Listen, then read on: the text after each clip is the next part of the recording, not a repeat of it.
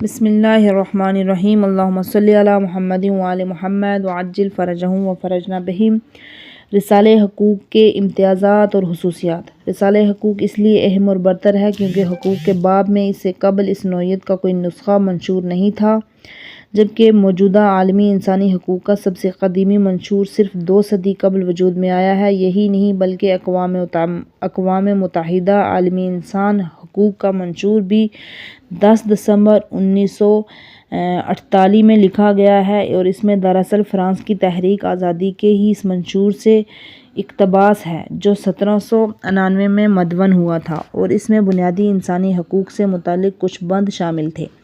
حقوق کی تمام کتابوں، منشور اور دستاویزوں پر امام سجاد کی رسالہ حقوق کا امتیازیہ اور اس میں موجودہ حقوق عالمی انسانی حقوق کے منشور سے کہیں زیادہ ہیں، اور اس میں 50 یا 51 حقوق کا بیان ہے۔ امام سجاد کا یہ رسالہ تحفظ القول کے مطابق 50 اور شیخ صدوق کے حصال کے مطابق 51 حقوق پر مشتمل ہے، جبکہ عالمی انسانی حقوق کے منشور میں صرف 29 بند ہیں، اور اس کا بنیادی سبب یہ ہے کہ امام سجاد نے رسالہ حقوق میں ان چیزوں کے حقوق کو بھی شامل کیا ہے جن سے عالمی حقوقی تنظیم نے غفلت کی ہے، جیسے انسانوں پر اللہ کا حق جو تمام حقوق سے افضل اور برتر ہے۔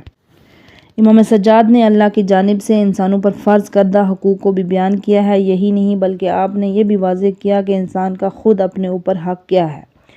اہم حقوق۔ امام سجاد نے رسالہ حقوق میں لوگوں پر حق اللہ اور حق نفس اور دوسرے انسانوں اور چیزوں کے بنسبت حقوق و فرائض کو بیان کیا۔ مندرجہ ذیل فہرست میں رسالہ حقوق کی ترتیب ملاحظہ کی جا سکتی ہے۔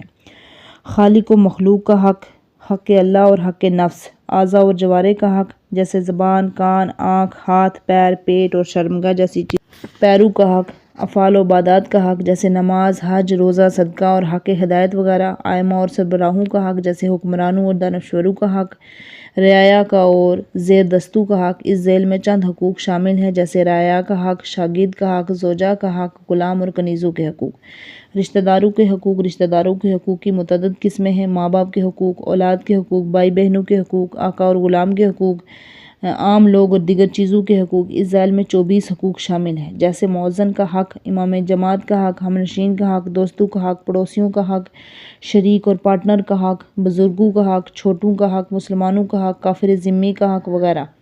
قابل غور بات یہ ہے کہ امام سجاد نے رسالہ حقوق کے آخری حصے میں مسلمانوں کے حقوق کو بیان فرمایا ہے۔ مسلمان جس فرقے اور مکتب فکر سے ہو، اسے یہ حق ہے کہ وہ اپنے اعتقادات اور دینی احکامات اور عبادات کی پیروی کرے۔